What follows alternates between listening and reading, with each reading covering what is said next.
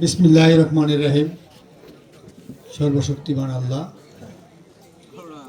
আজকে ভীমখালী কৃষক দল কর্তৃক আয়োজিত কৃষি সমাবেশ, উপস্থিত সম্মানিত সভাপতি, উপস্থিত বাংলাদেশ জাতীয়তাবাদী কৃষক দলের কেন্দ্রীয় সহ সাধারণ সম্পাদক, সিলেট বিভাগীয় সাংগঠনিক সম্পাদক, সুনামগঞ্জ জেলা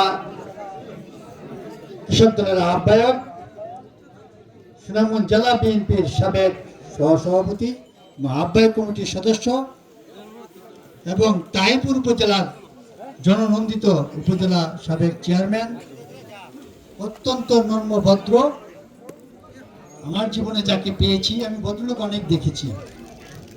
আমার শ্রদ্ধেভাজন বড় ভাই আনিসুল হক সাহেব, উপস্থিত জামালগঞ্জ উপজেলা বিএনপির সাবেক সংগ্রামী সাধারণ সম্পাদক শাহ মোহাম্মদ শাহজাহান ভাই, উপস্থিত তাহিরপুর উপজেলার প্রস্তাবিত আহ্বায়ক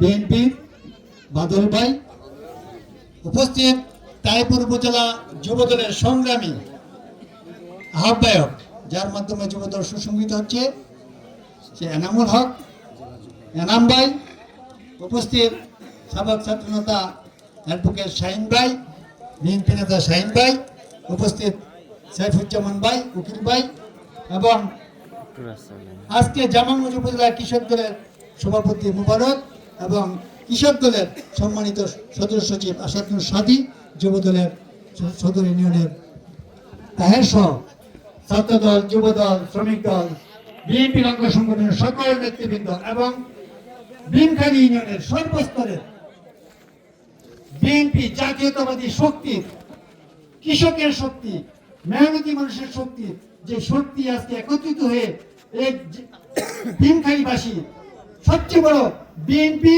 গাজী, বিএনপি গাজী, এটা আসলে জামালগঞ্জ 6টা ইউনিয়ন, 6টা ইউনিয়নের বৃহত্তর ভীমখালী। এই ভীমখালী হচ্ছে অরিজিনালি বিএনপির গাজী, ঠিক না? অরিজিনালি বিএনপির গাজী। এখানে 95% ভোট কাস্ট হয় বিএনপির তারেক শীষের পক্ষে, ঠিক না? এই ইউনিয়নে, এই ওয়ার্ডে যখন নির্বাচন হয়েছিল 18 সময়, এখানে একটা মিথ্যা মামলা হয়েছিল, ষড়যন্ত্রমূলক মামলা হয়েছিল। এখানে এসেছিল কে? নুরুদা মুকুট এসেছিল, এখানে এসেছিল জেলা কমিটির শামীম সাহেব এসেছিল।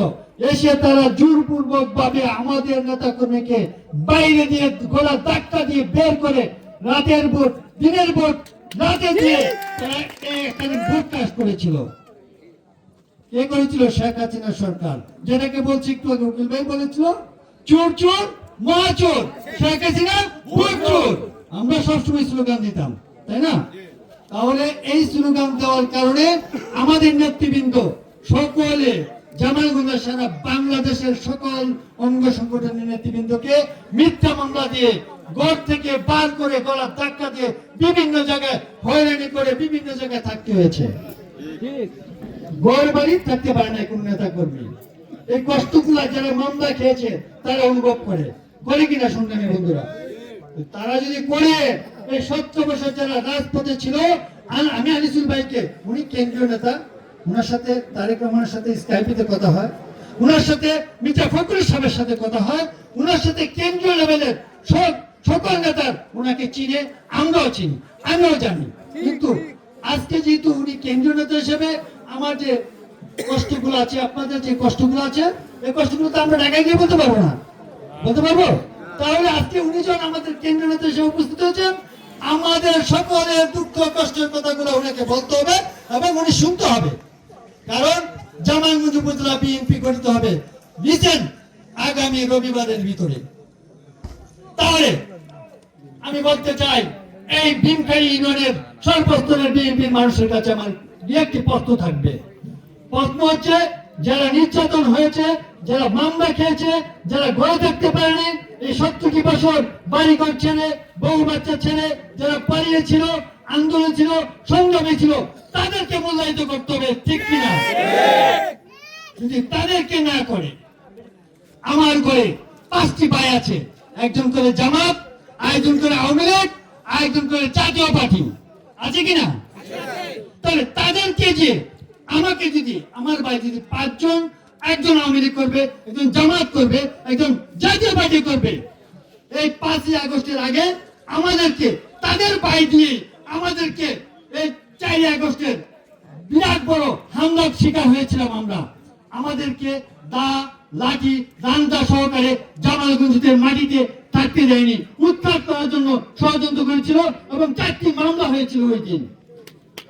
তাদেরকে যদি আবার এই কমিটিতে পুনর্বাসন করা হয়, আমরা কি মেনে নেব? সংগ্রামী সাথী বন্ধুরা, আমি স্পষ্টভাবে কথা বলতে চাই, কারণ যারা দলকে ভালোবাসে, যারা দলের সাংগঠনিক লোক, তারা বুকে লালন করে পালন করে এবং এই দলকে ভালোবেসে নির্যাতনের শিকার হয়েছেন, মামলা খেয়েছেন, মামলার শিকার হয়েছেন এবং তারাই বুঝেন কষ্টগুলা কতগুলা। আমরা চাই সঠিকভাবে যেতে, সঠিক নেতৃত্ব, যারা ত্যাগী, যারা নির্যাতিত, যারা মাকে ধরে রেখেছে, যারা এই জামালগঞ্জের বিএনপিতে ঐক্যবদ্ধ করে রেখেছে, তাদেরকে যেন কমিটিতে স্থান দেওয়া হয়। যদি না দেওয়া হয়, নির্যাতিত, কারা নির্যাতিত, যারা মামলার শিকার হয়েছে, 17 বছর মাঠে ছিল, এই দলকে সুসংহত করেছে, তাদেরকে যদি কমিটিতে স্থান দেওয়া না হয়, তাহলে কি আমরা মেনে নেব? স্পষ্ট কথা, স্পষ্ট বার্তা। সুতরাং জি, সুতরাং কৃষকের পক্ষে তখনই আসবে যোগ্য নেতৃত্ব।